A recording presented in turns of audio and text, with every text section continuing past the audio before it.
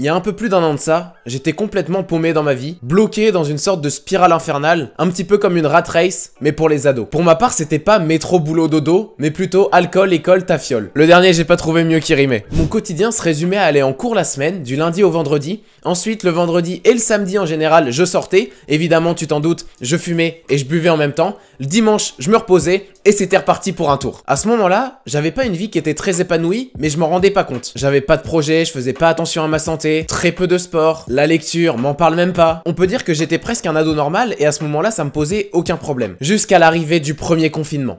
Comme tu l'auras compris, cette dernière année, j'ai beaucoup évolué et je me considère désormais comme un alpha. Cette distinction entre alpha et bêta, elle nous vient d'un mouvement qu'on appelle Red Pill. Ce mouvement Red Pill, il est inspiré du film Matrix où on voit Neo qui prend la pilule rouge. Cette distinction entre alpha et bêta, on la résume assez rapidement, en général, avec les relations hommes-femmes, même si pour moi, c'est loin d'être que ça. Et quand je dis que je suis devenu alpha, c'est pas uniquement dans le sens où, voilà, je suis devenu plus masculin, je pratique le nofap, je fais plus attention à mon alimentation, à mon corps. Oui, ça fait partie des choses que je fais et qui font de moi un alpha selon moi, mais il n'y a pas que ça. Plus largement, selon moi, un alpha c'est quelqu'un qui vise à s'améliorer continuellement. Dans cette vidéo, tu l'auras compris, je vais te partager un petit peu mon parcours et mes progrès, comment ça s'est passé, comment j'ai fait pour devenir la personne que je suis aujourd'hui, comparé à un an qui n'est pas du tout la même, je vous rassure. D'ailleurs, cette vidéo, elle fera office de vidéo pour les 1000 abonnés. Merci beaucoup pour la force, vous êtes les boss. On continue, ça avance vite en ce moment, donc franchement, merci. Et pour terminer la vidéo, je répondrai à 3 de vos questions que vous m'avez posées sur Insta. D'ailleurs, si tu ne suis pas, qu'est-ce que t'attends, mec? Donc l'épisode collège, on va passer assez rapidement parce qu'il n'est pas forcément très intéressant. Mais de la 6ème à la 5ème, je suis dans un collège un petit peu classique. Je fais du foot à côté. Et puis voilà, j'ai des potes. Je suis vraiment un collégien totalement normal en fait, qui est plutôt assez bien dans sa peau. Enfin, tout se passe bien pour moi, on va dire. Ensuite, 4ème, 3ème, je me retrouve dans un collège en sport-études football. Franchement, génial. J'arrive en internat. Aussi une superbe expérience. Je fais du foot tous les jours. Et puis voilà, mon quotidien est excellent. Jusqu'au jour où... Quand j'arrive au lycée en seconde, il faut savoir que je me suis beaucoup détaché déjà du sport. Pendant les vacances d'été, voilà, j'ai commencé à sortir, j'ai découvert un petit peu la vie d'adolescent parce que quand j'étais en 4ème, 3ème, j'étais pas du tout exposé à ça. Nous, dans notre tête, c'était juste le collège et le foot. Il y avait un terrain de foot, le collège, l'internat et c'était tout. Les filles un petit peu, mais pas plus. Alors qu'arrivent les vacances d'été où je découvre la cigarette, l'alcool, encore plus les filles. Et tout ce qui va avec. C'est ainsi que quand j'arrive au lycée, je passe la plupart de mon temps au coin fumeur. Il faut savoir qu'à ce moment-là, j'étais encore en section foot, mais voilà, au début, il y avait 3 entraînements, j'assistais aux 3, puis à 2, puis à 1, puis au final, j'y allais plus parce que ça me saoulait, j'en avais plus envie, certainement parce que j'étais rentré dans un quotidien un petit peu différent qui faisait que c'était pas compatible avec le sport. Et franchement, à ce moment-là, c'est pas pour rien si je commençais à avoir des moins bonnes notes, c'est juste parce que, voilà, j'avais plus envie de l'école, j'étais beaucoup moins attentif en cours. Une fois que ça sonnait, bah voilà, je partais, je révisais jamais, même si avant je révisais pas forcément beaucoup, mais mon attention en cours n'était pas la même, mon investissement n'était pas le même, et je pense que ça a un énorme lien avec ce mode de vie que je commençais à avoir. La rentrée en terminale, je commence à être un petit peu plus investi en cours, mais j'ai toujours ces mauvaises habitudes qui me tiennent, qui me lâchent pas, et je vois pas vraiment comment m'en défaire. À ce moment-là, je commence à tenter des choses, je me mets à un petit peu réviser, j'essaye d'arrêter de fumer, mais sans trop de résultats parce que je tiens à moi. Mais ensuite, je reprends et je suis victime à ce moment-là de l'illusion de contrôle, c'est-à-dire que je me dis, bon allez vas-y, je fume qu'en soirée, mais au final, j'y arrive pas et tout devient une soirée. Mais heureusement, arrive le premier confinement.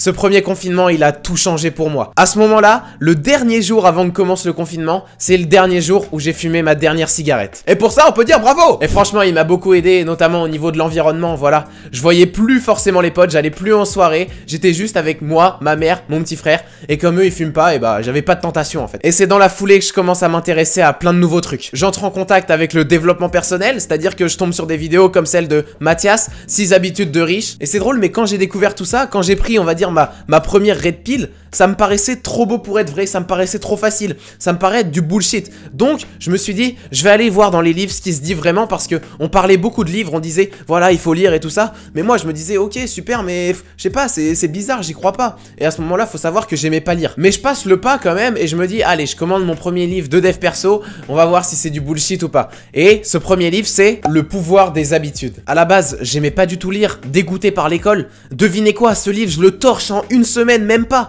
je suis passionné, je suis pris dedans, je suis totalement dans le flow et c'est bon, j'ai trouvé ce qui me plaisait. À partir de ce moment-là, je commence à acheter plein de livres sur le dev perso. Tu peux voir qu'il commence à en avoir pas mal. Et de fil en aiguille, je m'amène avec le dev perso à plein d'autres disciplines comme le marketing, le business, la philo, les neurosciences, la productivité, l'organisation, la mémorisation. Tout ce qui me permet de me développer personnellement, ça m'intéresse au max. De fil en aiguille, je commence à progresser, à apprendre de nouvelles choses. Je me remets au sport parce qu'à ce moment-là, j'avais un cardio qui était naze. J'étais pas forcément très musclé comparé à aujourd'hui où j'ai vraiment progressé à ce niveau-là. Je reprends en main un petit peu mon alimentation, même si j'ai de la chance parce que ma mère a toujours fait assez bien à manger et elle a toujours pris soin de manger équilibré. Et à ce moment-là, durant le premier confinement, mon quotidien il est assez simple. Je me lève, je lis le matin, je fais du sport, j'essaye de bien manger, je regarde des vidéos de développement personnel, mais à ce moment-là, j'entame encore aucun projet. J'entreprends rien du tout. C'est vraiment une grosse phase de formation, d'apprentissage et au début qui paraît un petit peu difficile parce que,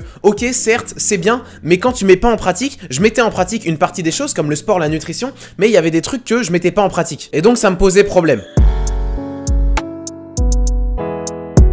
Et à ce moment-là, je commence à avoir pas mal de remises en question. Pourquoi faire tout ça, en fait? Ça sert à quoi? Oh, c'est dur, j'en ai marre. Pourquoi pas se contenter d'une vie comme tout le monde? Et au final, les doutes commencent à m'emporter et pendant une semaine, je lâche tout. J'abandonne le développement personnel, je suis sur un gros down et je me sens mal, très mal. Sauf que je sais que ça peut pas durer. Ça peut pas parce que ça marche pas en fait. Et à partir du moment où j'ai découvert ça, j'ai l'impression que je peux plus m'en passer. Donc tout de suite, qu'est-ce que je fais? Bah, virage à 180 degrés, on passe de down à up et je commence à me reprendre en main.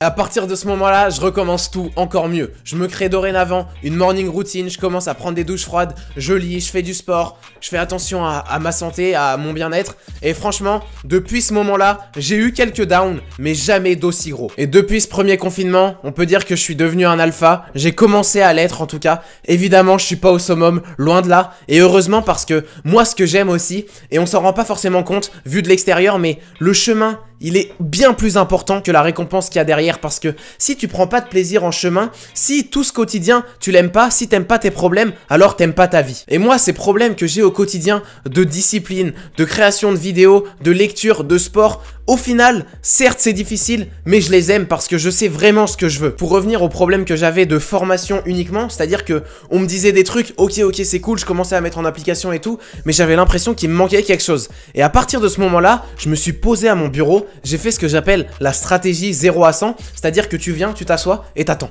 Avec une feuille blanche, un crayon, et t'attends qu'il se passe quelque chose, que l'inspiration vienne, je sais pas, juste aucune distraction et t'attends. Et à ce moment-là, je commence à avoir des idées de créer une chaîne YouTube, de partager un petit peu tout ce que j'ai appris dans ces livres, tout ce que j'ai appris dans ces vidéos, parce que moi, quand je suis tombé sur ça, je me suis dit que ça m'avait fait un effet, mais qui était incroyable, et pourquoi pas à toi aussi. Au début, ça me fait extrêmement peur, je passe un mois à me dire, ouais, c'est bien, ouais, non, mais finalement, non, et tout, vas-y, j'ai pas envie, ouais, mais finalement, j'ai quand même envie de faire une chaîne YouTube et tout. J'ai peur, j'ai très peur, et je finis par faire ma première vidéo. D'ailleurs, cette première vidéo, au niveau de la forme, voilà, je la trouve vraiment moyen, mais bon, ça fait partie du jeu, c'est normal, il faut pas attendre que ça soit parfait pour commencer. Et comme le dit une des grandes idées du taoïsme, faites passer l'expérience avant la connaissance. Si j'avais pas fait cette première vidéo, jamais j'aurais autant progressé en montage vidéo, en réalisation vidéo, au niveau de ma prosodite, enfin c'est fou. Et depuis cette première vidéo, c'est-à-dire environ 9 mois, j'ai persévéré. J'ai continué à faire des vidéos, j'ai commencé à faire des podcasts, j'ai commencé à faire des TikTok, j'ai commencé à rencontrer de nouvelles personnes, à m'ouvrir à de nouvelles activités, et j'ai persévéré, et ça commence à porter ses fruits. Cette transformation, elle s'est pas faite du jour au lendemain, loin de là. Peut-être de l'extérieur, ça peut paraître un petit peu difficile, et ça l'est, mais pas tant que ça au final,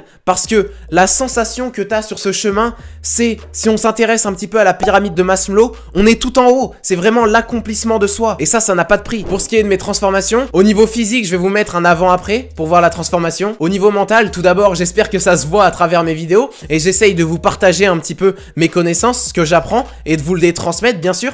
Et aussi, ce qui est intéressant, c'est à l'école. C'est-à-dire qu'à la fac, quand j'étais en L1 déjà, j'ai commencé à avoir des meilleures notes qu'en terminale. Et maintenant, je rentre en L2, j'assiste à mes premiers cours, par exemple psychologie sociale, et là je me dis, ouais mais je connais ça déjà, je pose des questions assez pertinentes au prof, des trucs lui-même qu'il connaît pas, et c'est fou parce que avec cette curiosité, ces lectures quotidiennes, ces apprentissages sur YouTube, ces prises de notes, je me rends compte qu'au final je commence à connaître pas mal de choses. Et ça franchement c'est excellent. Et en plus de ça, c'est à animé par une seule chose, c'est la passion, la curiosité. Comme disait Léonard de Vinci, il n'y a pas d'excellence sans amour. Et franchement, moi j'aime ça. J'aime faire des vidéos, j'aime apprendre, j'aime lire, j'aime faire du sport, j'aime me développer. Et c'est pour ça que je progresse. Et il y a aussi un trait de personnalité qui est clé selon moi chez l'alpha, c'est le focus sur soi. C'est ce que 99 Ashura, il appelle le grind. C'est-à-dire le focus sur soi avant tout. Parce que prendre soin de soi, sachez une chose, c'est le plus haut taux d'altruisme. Au niveau spiritualité, ma transformation, je vais pas vous mettre un avant-après parce que honnêtement, j'en serais incapable et je saurais pas comment faire. Mais voilà, le fait d'avoir commencé à faire des méditations, même à prendre des douches froides, des fois il y a des raisonnements qui ont lieu dans ma tête. Enfin, je sais pas, c'est vraiment très dur à exprimer, mais la meilleure chose que vous pouvez faire, c'est d'essayer et vous comprendrez. C'est donc ainsi que je suis devenu alpha, que j'ai réussi à progresser en un an. J'espère que ça va continuer parce que honnêtement, je me suis jamais senti aussi bien de ma vie. Comme promis, je vais répondre à 3 de vos questions que vous m'avez posées sur Insta. C'est parti. Alors, la première question, c'est la discipline est innée ou elle s'acquiert avec le temps? Franchement, la discipline, elle est loin d'être innée. Et encore aujourd'hui, pour moi, des fois, c'est difficile. C'est écrit juste ici, mauvaise habitude, manque un petit peu de discipline. Ça se voit peut-être pas, et peut-être pour vous que je suis super discipliné, mais sachez des fois que je fais de la merde aussi. N'oubliez pas une chose, on n'a jamais aussi bien surfé qu'au creux de la vague. Moi aussi j'ai des périodes de down où je manque de discipline, mais ça revient souvent, tout le temps, même vers des ups. En fait, comme l'a dit mon ami Cyril, la discipline c'est simple, c'est un combat permanent entre ton système limbique contre ton cortex préfrontal. Ton système limbique, c'est tes émotions, alors que le cortex préfrontal, c'est plutôt quand tu agis avec ta raison et quand tu sais ce qui est vraiment bon pour toi. Plus tu prends l'habitude de maîtriser ton système limbique, plus la discipline deviendra facile. Donc franchement, c'est comme tout, ça s'apprend. Comment tu te vois dans un an? C'est une question assez difficile et j'ai pas forcément envie de faire de plan sur la comète, comme on dit, mais je me vois dans mon idéal, en tout cas actuel, continuer sur cette lancée, continuer à progresser, continuer à apprendre des choses, développer cette chaîne YouTube, ça me ferait plaisir, obtenir une mention pour ma licence et atteindre tous mes objectifs. Mais ça c'est secret. Pourquoi tu fais plus de podcasts? J'ai arrêté les podcasts pendant un petit peu, un mois, même un peu plus on va dire, pour me consacrer pleinement à TikTok parce que voilà, j'ai fait un calcul assez simple. Je me suis accroché à la loi de Pareto, 80-20, les 20% qui me procuraient 80% de résultats, 20% d'efforts, c'était clairement pas les podcasts, je dois vous avouer, et c'était plus TikTok. Mais étant donné que là vous êtes de plus en plus nombreux à me demander de refaire des podcasts, vous inquiétez pas, j'ai prévu de faire quelque chose, j'ai prévu de reprendre, de lancer une saison 2. Pour le moment, j'annonce pas de date, j'annonce rien, mais ça va revenir, vous inquiétez pas. Voilà, c'est la fin de cette vidéo. N'oublie pas de t'abonner à ma chaîne et de la liker si ça t'a plu. N'hésite pas en commentaire à me poser d'autres questions auxquelles je me ferai un plaisir de répondre. Sur ce, c'était Dali, ciao!